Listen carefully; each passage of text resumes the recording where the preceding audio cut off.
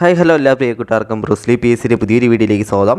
അപ്പോൾ നമ്മളിവിടെ ഇന്ന് സെപ്റ്റംബർ മാസം പി എസ് സി കേട്ടിട്ടുള്ള പ്രധാനപ്പെട്ട എക്സാമുകളുടെ സുപ്രധാന നിയമം, നമ്മുടെ ഇമ്പോർട്ടൻറ്റ് ആക്റ്റിൽ നിന്നുള്ള ക്വസ്റ്റ്യൻസ് നമ്മളിവിടെ പറയുകയാണ്. അതായത് കഴിഞ്ഞ മാസം സെപ്റ്റംബർ മാസം പി എസ് സി കേട്ടിട്ടുള്ള മുഴുവൻ സുപ്രധാന നിയമങ്ങളുടെ എല്ലാ ചോദ്യങ്ങളും നമ്മൾ നോക്കി പോകുന്നുണ്ട്. ഇനി വരാൻ പോകുന്ന എൽ ഡി സി എക്സാം, ഇനി എൽ ഡി സി എക്സാം നടക്കാൻ പോകുന്ന ജില്ലകൾ, അതുപോലെ തന്നെ എൽ ജി എസ്, പിന്നെ നമ്മുടെ ഡിഗ്രി മെയിൻസ് എക്സാമുകൾക്കും ഉപകാരപ്പെട്ട ഒരു വീഡിയോ ആണ്. കാരണം പി എസ് സിയുടെ ഏറ്റവും പുതിയ ട്രെൻഡിങ്ങിൽ നിൽക്കുന്ന ചോദ്യങ്ങളാണ് നമ്മളിവിടെ നോക്കിപ്പോകുന്നത്. അപ്പോൾ അത്രയ്ക്കും ഇമ്പോർട്ടൻ്റ് ആണ്. നമുക്കറിയാം എല്ലാ പരീക്ഷയ്ക്കുള്ളതാണ് 5 മാർക്കിൻ്റെ സുപ്രധാന നിയമങ്ങളുടെ ചോദ്യങ്ങൾ. മിക്ക പരീക്ഷയ്ക്കും 5-ൽ കൂടുതലായിട്ട് പി എസ് സി കേൾക്കാറുണ്ട് പരീക്ഷകൾ എന്താണ് ചോദ്യങ്ങളൊക്കെ. അപ്പോൾ നമ്മളിവിടെ ജസ്റ്റ് ഒന്ന് നോക്കി പോവുകയാണ് കഴിഞ്ഞ മാസം കേട്ട പി എസ് സിയിലെ എല്ലാ എക്സാമുകളുടെയും ക്വസ്റ്റ്യൻസും. അപ്പം തീർച്ചയായിട്ടും നിങ്ങൾക്ക് വീഡിയോ ഉപകാരപ്പെട്ട ജസ്റ്റ് ഒന്ന് കമൻറ്റ് ബോക്സിൽ രേഖപ്പെടുത്തണം. കാരണം ക്വസ്റ്റ്യൻസൊക്കെ അല്പം ഒന്ന് അറേഞ്ച് ചെയ്തെടുക്കാൻ ഇത്തിരി ബുദ്ധിമുട്ടുണ്ട്. അപ്പോൾ അതിൻ്റെ ഒരു ഫലമായിട്ട് നിങ്ങൾ ജസ്റ്റ് ഒരു കമൻറ്റ് ഏർപ്പെടുത്തിയാലും മതി. അതുപോലെ തന്നെ കൂട്ടുകാരിലേക്ക് കൂടി ഒന്ന് ഷെയർ ചെയ്ത് കൊടുക്കണം. നമുക്കപ്പോൾ ഇന്നത്തെ ക്വസ്റ്റ്യൻസ് നോക്കാം. സെപ്റ്റംബർ മാസം പി എസ് സി കേട്ട ക്വസ്റ്റ്യൻസാണ്. ക്വസ്റ്റ്യൻ കോഡ് നോക്കിയാൽ മതി. 106/2024. ഇമ്പോർട്ടൻറ്റ് ആക്റ്റിലെ ആദ്യത്തെ ചോദ്യമാണ്. 2005 വിവരാവകാശ നിയമപ്രകാരം ഒരു വ്യക്തിക്ക് പൊതുകാര്യങ്ങളുമായി ബന്ധപ്പെട്ട വിവരങ്ങൾ എത്ര ദിവസത്തിനകം ലഭിക്കണം എന്നാണ് വ്യവസ്ഥ ചെയ്തിരിക്കുന്നത്? എത്രയാണ്? പൊതുവിവരങ്ങൾ എത്ര ദിവസത്തിനകം ലഭിക്കണം എന്നാണ് വ്യവസ്ഥ ചെയ്തിരിക്കുന്നത്? എത്രയാണ്? ഓപ്ഷൻ എ ആണ്. 30 ദിവസമാണ്. 30 ദിവസമാണ്. വിവരാവകാശ നിയമം നടപ്പിലാക്കിയ ആദ്യ ഇന്ത്യൻ സംസ്ഥാനം ഏതാണ്? വിവരാവകാശ നിയമം നടപ്പിലാക്കിയ ആദ്യ ഇന്ത്യൻ സംസ്ഥാനം ഏതാണ്? തമിഴ്നാടാണ്. തമിഴ്നാടാണ്. പക്ഷേ 2005 വിവരാവകാശ നിയമം നടപ്പിലാക്കിയ ആദ്യ സംസ്ഥാനം ഏതാണ്? 2005 നിയമം എന്ന് പ്രത്യേകിച്ച് എടുത്ത് കേട്ടുകഴിഞ്ഞാൽ അത് രാജസ്ഥാനാണ്. വിവരാവകാശ നിയമം നടപ്പിലാക്കിയ ആദ്യത്തെ സംസ്ഥാനം എന്ന് കേട്ടുകഴിഞ്ഞാൽ തമിഴ്നാട് ഓപ്ഷനിലുണ്ടെങ്കിൽ തമിഴ്നാട് എഴുതണം. പക്ഷേ 2005 വിവരാവകാശ നിയമം നടപ്പിലാക്കിയ ഇന്ത്യൻ സംസ്ഥാനം, ആദ്യ ഇന്ത്യൻ സംസ്ഥാനം ഏതെന്ന് കേട്ടുകഴിഞ്ഞാൽ അത് നമ്മുടെ രാജസ്ഥാനാണ്. രാജസ്ഥാനാണ്. വിവരാവകാശം പാസ്സാക്കിയ എത്രാമത്തെ രാജ്യമാണ് നമ്മുടെ ഇന്ത്യ?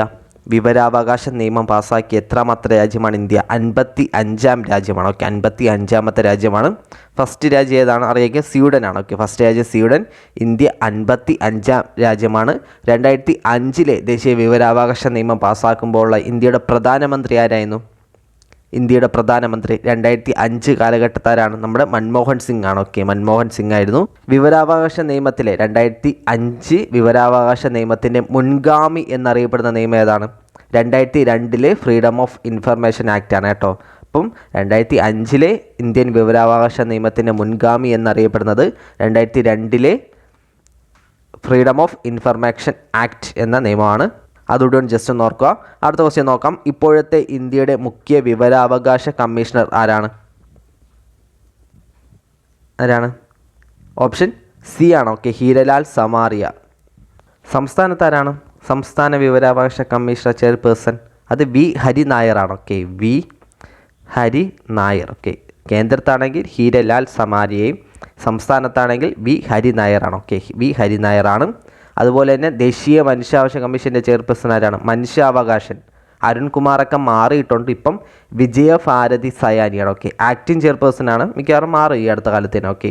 ആക്ടിങ് ആണ് വിജയഭാരതി സയാനി. വിജയഭാരതി സയാനി. അതുപോലെ തന്നെ സംസ്ഥാന മനുഷ്യാവകാശ കമ്മീഷണർ ആരാണ് പുതിയത്? സംസ്ഥാന മനുഷ്യാവകാശ കമ്മീഷൻ ചെയർപേഴ്സൺ അലക്സാണ്ടർ തോമസ് ആണ്. അലക്സാണ്ടർ തോമസ് ആണ്. ദേശീയ മനുഷ്യാവകാശ commission chairperson Vijaya Bharathi Sayani acting chairperson ആണ്. സംസ്ഥാന മനുഷ്യാവകാശ കമ്മീഷൻ ചെയർപേഴ്സൺ അലക്സാണ്ടർ തോമസ് ആണ്. Alexander Thomas. അടുത്തൊരു പ്രധാനപ്പെട്ട ചോദ്യമാണ്. 88 2013 ദേശീയ ഭക്ഷ്യ സുരക്ഷാ നിയമപ്രകാരം സംസ്ഥാന ഗവൺമെൻറ്റിൻ്റെ ചുമതല ഏതെല്ലാം എന്നാണ്? ഏതൊക്കെയാണ്? ഓപ്ഷൻസ് വായിച്ചു നോക്കിയാൽ കിട്ടാവുന്നേ ഉള്ളൂ. ഏതാണ്?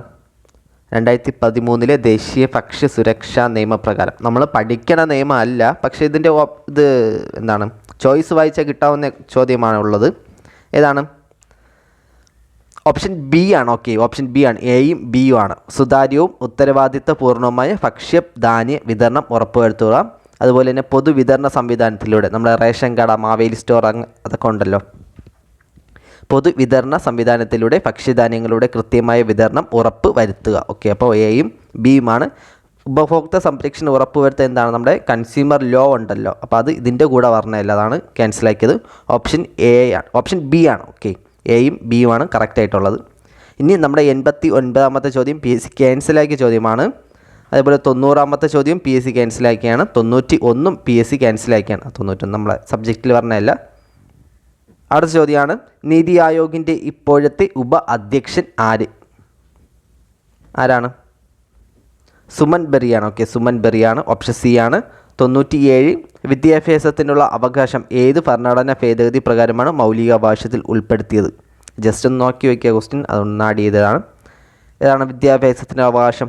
ആർട്ടിക്കിൾ അല്ല, ഭേദഗതി 86 ആണ്. ഓക്കെ, 86ാമത്തെ ഭേദഗതിയാണ്. 98 കേരളത്തിൽ തണ്ണീർത്തട സംരക്ഷണ നിയമം നിലവിൽ വന്ന വർഷം ഏതാണ്? കേരളത്തിൽ തണ്ണീർത്തട സംരക്ഷണ നിയമം നിലവിൽ വന്ന വർഷം? ഓപ്ഷൻ ബി ആണ്. ഓക്കെ, 2008 ആണ്. ഓക്കെ, 2008ലാണ് നിയമം നിലവിൽ വന്നത്. അടുത്ത് നമ്മുടെ ലബോറട്ടറി അറ്റൻഡർ ആ എക്സാമിന് കേട്ട ഒരു ചോദ്യമാണ്. 2008 കേരള നെൽവയൽ തണ്ണീർത്തട സംരക്ഷണ നിയമത്തെ സംബന്ധിക്കുന്ന തെറ്റായ സ്റ്റേറ്റ്മെൻറ്റുകൾ ഏതെന്നാണ്? തെറ്റായ പ്രസ്താവന ഏതെന്നാണ്?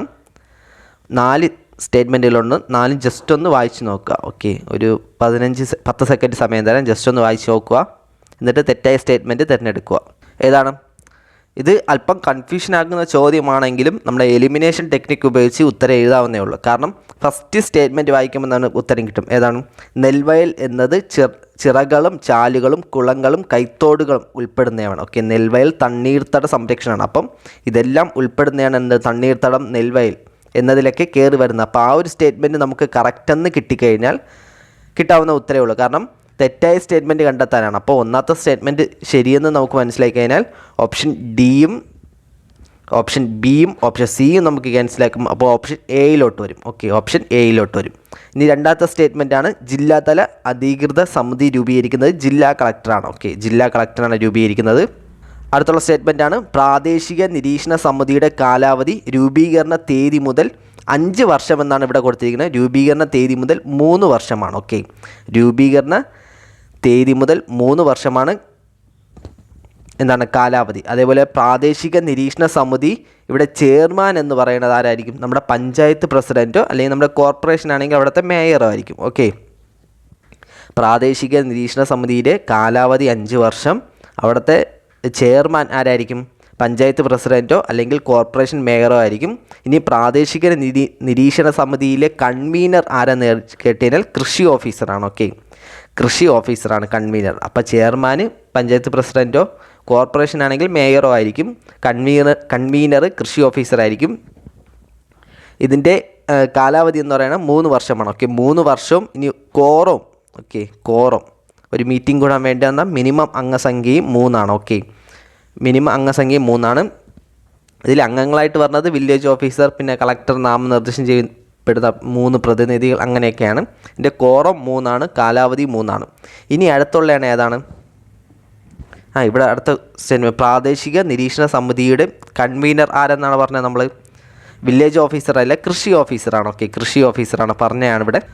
അതുപോലെ തന്നെ ഇനിയുള്ളതാണ് നമ്മുടെ ജില്ലാതല നിരീക്ഷണ സമിതി. ഓക്കെ, ജില്ലാതല സമിതിയും അതിൻ്റെ ചെയർമാൻ എന്ന് പറയുന്നത് എന്താണ്? RDO ആണ്. ഓക്കെ, RDO റവന്യൂ ഡിവിഷൻ ഓഫീസറാണ് അതിൻ്റെ കൺവീനർ. ഓക്കെ, കൺവീനർ അല്ല, അതിൻ്റെ ചെയർമാൻ. ഓക്കെ, ജില്ലാതല സമിതിയുടെ ചെയർമാൻ എന്ന് പറയുന്നത് RDO റവന്യൂ ഡിവിഷൻ ഓഫീസറാണ്. അതേപോലെ ജില്ലാ സമിതി രൂപീകരിക്കുന്നത് ജില്ലാ കളക്ടറാണ്. ഇനി ജില്ലാ സമിതിയുടെ കൺവീനർ ആരാണ്? അത് പ്രിൻസിപ്പൽ കൃഷി ഓഫീസറാണ്. ഓക്കെ, പ്രാദേശിക നിരീക്ഷണ സമിതിയുടെ കൺവീനർ എന്താണ്? കൃഷി ഓഫീസർ എന്ന് പറഞ്ഞു. ജില്ലാതല നിരീക്ഷണ സമിതിയുടെ കൺവീനർ ആരായിരിക്കും? പ്രിൻസിപ്പൽ കൃഷി ഓഫീസറാണ്. ഇതിൻ്റെ കാലാവധി 3 വർഷം തന്നെയാണ്. ഓക്കെ, ഇതിൻ്റെ കാലാവധി 3 വർഷം തന്നെയാണ്. ഓക്കെ, ഇതിൻ്റെ കാലാവധി 3 വർഷം തന്നെയാണ്. അപ്പോൾ ഇത്രയും പോയിൻറ്റുകളും ജസ്റ്റ് ഒന്ന് ഓർത്ത് വയ്ക്കുക, ഇമ്പോർട്ടൻ്റ് ആണ്. നെൽവയൽ തണ്ണീർത്തട സംരക്ഷണ നിയമം. അടുത്ത ചോദ്യമാണ്, കുട്ടികളെ ലൈംഗികമായി ദുരുപയോഗം ചെയ്യുന്ന കാര്യം പോലീസ് ചൈൽഡ് വെൽഫെയർ കമ്മിറ്റിക്ക് CWC എപ്പോഴാണ് റിപ്പോർട്ട് ചെയ്യേണ്ടത്? എപ്പോഴാണ്? പോലീസ് ചൈൽഡ് വെൽഫെയർ കമ്മിറ്റിക്ക് എപ്പോഴാണ് റിപ്പോർട്ട് ചെയ്യേണ്ടത്? 66 എന്താണ്? റിപ്പോർട്ട് ലഭിച്ച് 24 മണിക്കൂർ. ഓക്കെ, നോർമലായി നമുക്ക് കിട്ടാവുന്നേ ഉള്ളൂ. റിപ്പോർട്ട് ലഭിച്ച് 24 മണിക്കൂർ. ഓക്കെ, ഇപ്പോൾ പ്രവൃത്തി കഴിഞ്ഞ് 24 മണിക്കൂർ നമുക്ക് കൺഫ്യൂഷൻ ആവും. കാരണം പ്രവൃത്തി കഴിഞ്ഞിട്ട് 24 മണിക്കൂറിനുള്ളിൽ നമുക്ക് എന്താണ് പോലീസിന് തന്നെ റിപ്പോർട്ട് ചിലപ്പം കിട്ടില്ലായിരിക്കും. ഓക്കെ, ദിവസങ്ങളോ മാസങ്ങളോ കഴിഞ്ഞിട്ട് ചിലപ്പോൾ റിപ്പോർട്ട് കിട്ടണേ. അപ്പം പോലീസിന് ഇതിനെക്കുറിച്ചുള്ള ഇൻഫർമേഷൻ കിട്ടുന്നത്. ഓക്കെ, അപ്പം പ്രവൃത്തി കഴിഞ്ഞ് 24 മണിക്കൂർ എന്ന് പറയുന്ന ഒരു നടപ്പിലാക്കുന്ന ഒരു കാര്യമല്ല. ഇപ്പോൾ റിപ്പോർട്ട് പോലീസിന് എപ്പോഴും റിപ്പോർട്ട് ലഭിച്ചു, അത് കഴിഞ്ഞ് 24 മണിക്കൂറിനകം ചൈൽഡ് വെൽഫെയർ കമ്മിറ്റിക്ക് റിപ്പോർട്ട് നൽകേണ്ടതാണ്, അല്ലെങ്കിൽ റിപ്പോർട്ട് ചെയ്യേണ്ടതാണ്. ഓക്കെ, അടുത്ത ചോദ്യം 67-ാമത്തെയാണ്. ഏത് അന്താരാഷ്ട്ര സംഘടനയാണ് കുട്ടികളുടെ സംരക്ഷണത്തിന് വേണ്ടി നിലനിൽക്കുന്നത്? ഏതാണ്? ഓപ്ഷൻ സി ആണ്, യൂണിസെഫ് ആണ്. ഓക്കെ, കുട്ടികളുടെ സംരക്ഷണം യൂണിസെഫ്. 68 ഗാർഹിക പീഡന നിയമം 2005. ഗാർഹിക പീഡനം എന്നാൽ എന്താണ് ഗാർഹിക പീഡനം എന്നാൽ? സാമ്പത്തിക ദുരുപയോഗം, ശാരീരികമായി ബുദ്ധിമുട്ടി, ലൈംഗികമായി ബുദ്ധിമുട്ടിക്കുക. കിട്ടാവുന്നേ ഓപ്ഷൻ ഡി ആണ്. Okay, option ABCD. 68 option D ആണ്. 69 എന്താണ്? ഇത് PSC ക്യാൻസലാക്കിയ ചോദ്യമാണ് കേട്ടോ. 70-ാമത്തെ ചോദ്യമാണ്. ഏത് വർഷമാണ് പട്ടികജാതി പട്ടികവർഗ അതിക്രമങ്ങൾ തടയൽ നിയമം വന്നത്? SC/ST അട്രോസിറ്റീസ് ആക്ട് നിലവിൽ വന്ന വർഷം എന്നാണ്? 1989. ഓക്കെ, ഓപ്ഷൻ സി ആണ്, 1989. അടുത്ത ക്വസ്റ്റ്യൻ പേപ്പറാണ്. 64-ാമത്തെ ചോദ്യം. ഒരു വ്യക്തിക്ക് വിവരാവകാശ നിയമം 2005 പ്രകാരം തൊഴിൽ ഇടങ്ങളിൽ നിന്നും അല്ലെങ്കിൽ സർക്കാർ സ്ഥാപനങ്ങളിൽ നിന്നോ വിവരം ലഭിക്കണമെന്നുണ്ടെങ്കിൽ ആരെയാണ് സമീപിക്കേണ്ടത്?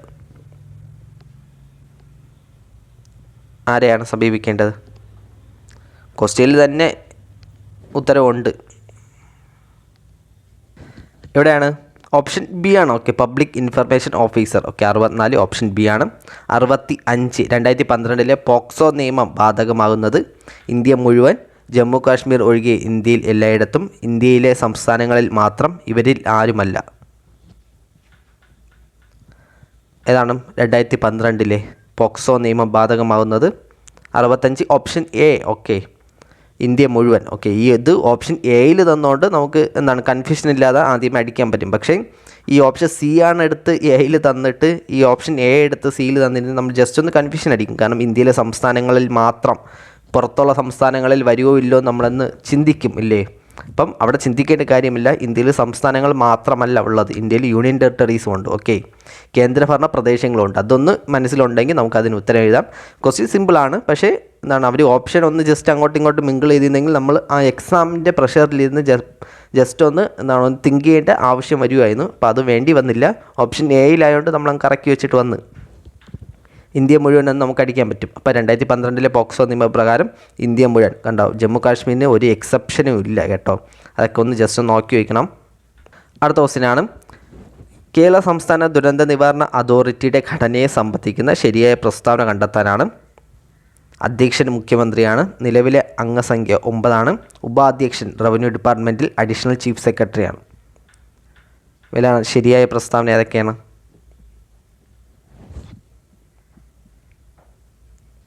ഓപ്ഷൻ സി ആണ്. ഓക്കെ, 1 മാത്രമാണ് ശരി. ഓക്കെ, 1 മാത്രമാണ് ശരി. 28-ാമത്തെ ചോദ്യം.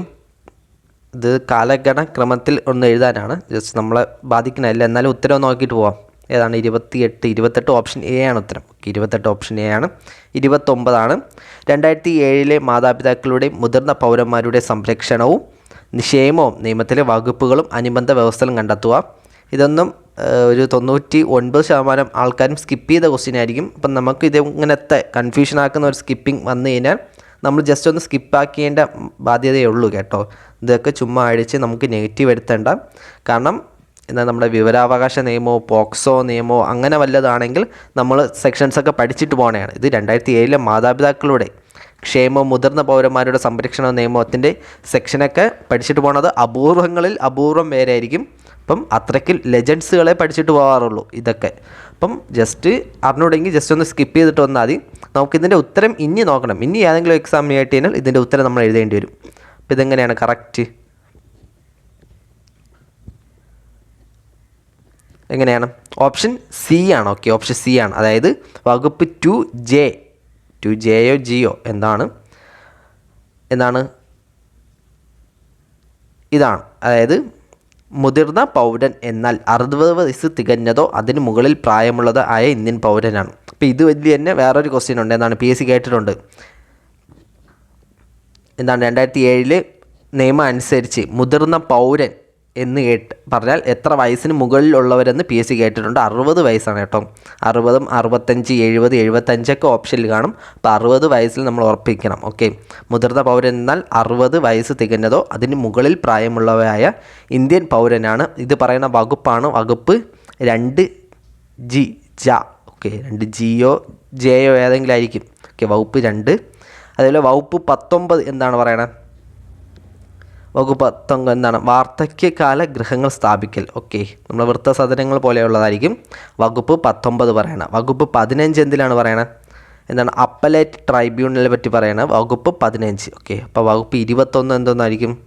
വകുപ്പ് 21 മുതിർന്ന പൗരന്മാരുടെ ക്ഷേമത്തിനായുള്ള പ്രചരണം, ബോധവൽക്കരണം മുതലായവയ്ക്ക് വേണ്ടിയുള്ള നടപടികളാണ് വകുപ്പ് 21 പറയണം. ഓക്കെ, ജസ്റ്റ് ഒന്ന് നോക്കി വയ്ക്കുക. അടുത്ത തെറ്റായ പ്രസ്താവന കണ്ടെത്താനാണ്. കേരളത്തിൽ തൊഴിലുറപ്പ് പദ്ധതി ആദ്യഘട്ടത്തിൽ നടപ്പിലാക്കിയത് ഇടുക്കി, കാസർഗോഡ് ജില്ലകളിലാണ്. തൊഴിലുറപ്പ് പദ്ധതി പ്രകാരമുള്ള പ്രവർത്തികൾ ഏറ്റെടുത്ത് നടപ്പിലാക്കാനുള്ള ചുമതല ഗ്രാമപഞ്ചായത്തുകൾക്കാണ്. തൊഴിലുറപ്പ് പദ്ധതിയുടെ മാതൃകയിൽ കേരളത്തിലെ നഗരങ്ങളിലും കോർപ്പറേഷനുകളും നടപ്പിലാക്കിയ പദ്ധതിയാണ് അയ്യങ്കാളി ദേശീയ നഗര തൊഴിലുറപ്പ് പദ്ധതി. ഇതിലേതാണ് തെറ്റായ സ്റ്റേറ്റ്മെൻറ്റ്?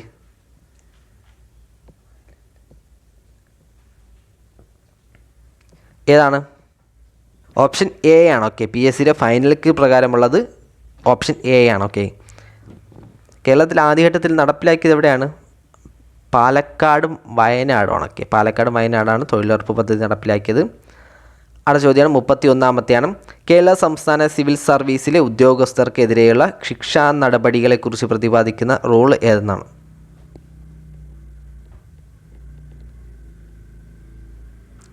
ഏതാണ്? അതിൻ്റെ ഭാഗവും കേട്ടിട്ടുണ്ട്. ഏതാണ്? ഓപ്ഷൻ ഡി ആണ്. Okay, Kerala civil service classification control and appeals rules 1916 ഭാഗം 5ലാണ്. ഓക്കെ, ഓപ്ഷൻ ഡി ആണ്. 31 ഓപ്ഷൻ ഡി ആണ്. അടുത്ത ചോദ്യം നോക്കാം. ഉപഭോക്തൃ അവകാശങ്ങൾ സംരക്ഷിക്കുന്നതിനായി ഉപഭോക്തൃ സംരക്ഷണ നിയമം 2019 കീഴിൽ സ്ഥാപിതമായ ബോഡികൾ ഏതൊക്കെയെന്നാണ്?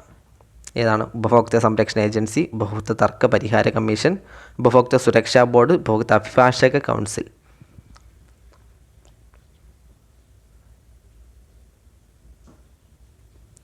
ഏതാണ്?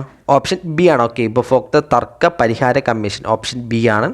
66 ഗാർഹിക പീഡനങ്ങളിൽ നിന്നും സ്ത്രീകളുടെ സംരക്ഷണ നിയമം 2005 നിയമത്തിന് കീഴിൽ ഒരു പീഡനത്തിന് ഇരയായ ഒരാൾക്ക് ഏത് തരത്തിലുള്ള ആശ്വാസം നേടാനാകും? സംരക്ഷണ ഉത്തരവുകൾ, താമസ ഉത്തരവുകൾ, പണാശ്വാസം, മുകളിൽ പറഞ്ഞവയെല്ലാം. ഏതാണ്? ഓപ്ഷൻ എയും ബിയും വരുമെന്നറിയാം. നമുക്ക് ചിലപ്പോൾ പണാശ്വാസം പണമായിട്ട് ചോദിക്കുമല്ലോ എന്ന് നമുക്കൊരു കൺഫ്യൂഷൻ ആയിരിക്കും. പക്ഷേ ഓപ്ഷൻ എയും ബിയും ശരിയെന്ന് അറിഞ്ഞു കഴിഞ്ഞാൽ ഓക്കെ, സംരക്ഷണം നോർമലായിട്ട് എന്താണ് ഗാർഹിക പീഡനം കിട്ടിക്കഴിഞ്ഞാൽ ഒരാൾക്ക് സംരക്ഷണം കൊടുക്കേണ്ടി വരും.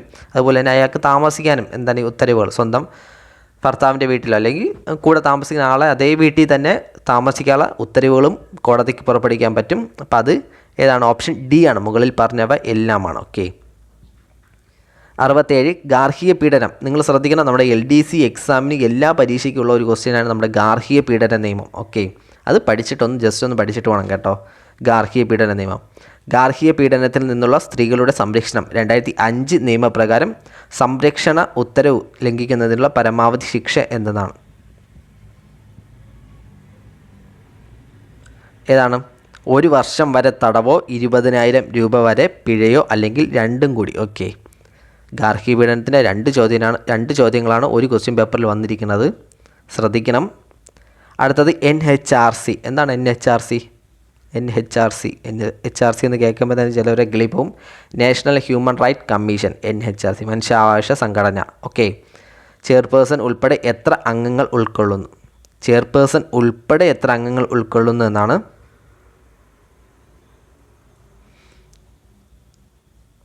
എത്രയാണ്? ചെയർപേഴ്സൺ ഉൾപ്പെടെ 6 അംഗങ്ങളാണ്. ഓക്കെ, ദേശീയ മനുഷ്യാവകാശ കമ്മീഷൻ ചെയർപേഴ്സൺ ഉൾപ്പെടെ 6 അംഗങ്ങളാണ്.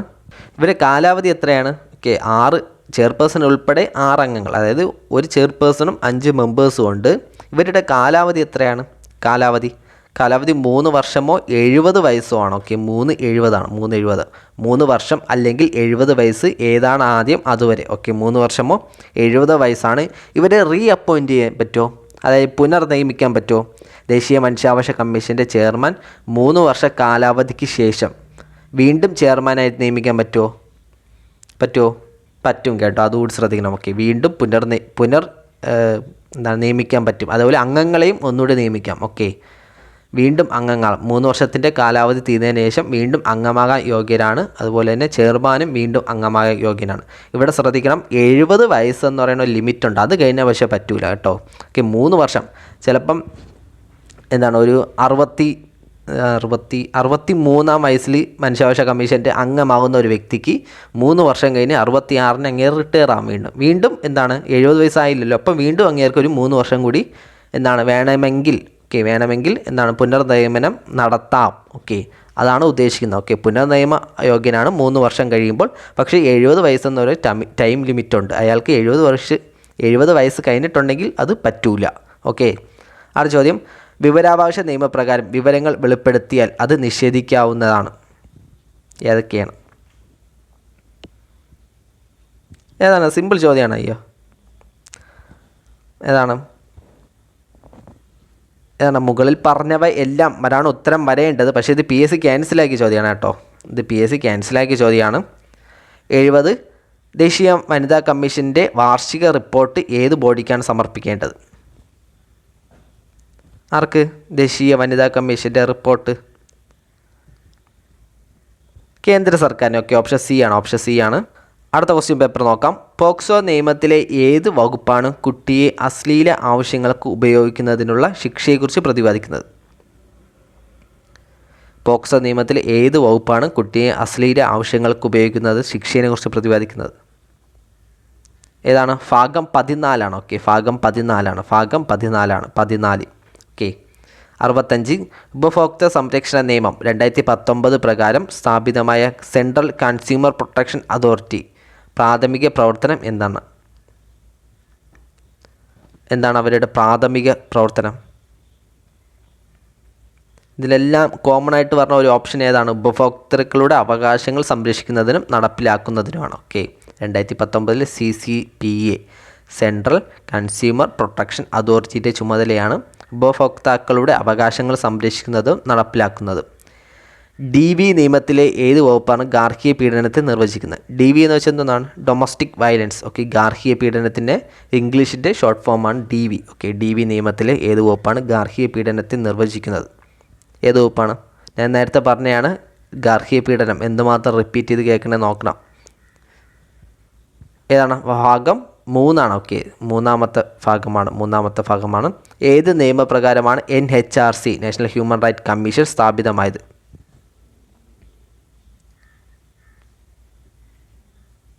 ഏത് നിയമപ്രകാരം? കൺഫ്യൂഷനാവും ഇത് 3 ഓപ്ഷൻ വായിച്ചു കഴിഞ്ഞാൽ. ഓക്കെ, മനുഷ്യാവകാശ സംരക്ഷണ നിയമം. ഓക്കെ, സംരക്ഷണം എന്ന വേർഡ് ശ്രദ്ധിക്കണം. ഓക്കെ, 93 ദേശീയ മനുഷ്യാവകാശ സംരക്ഷണ നിയമമാണ്.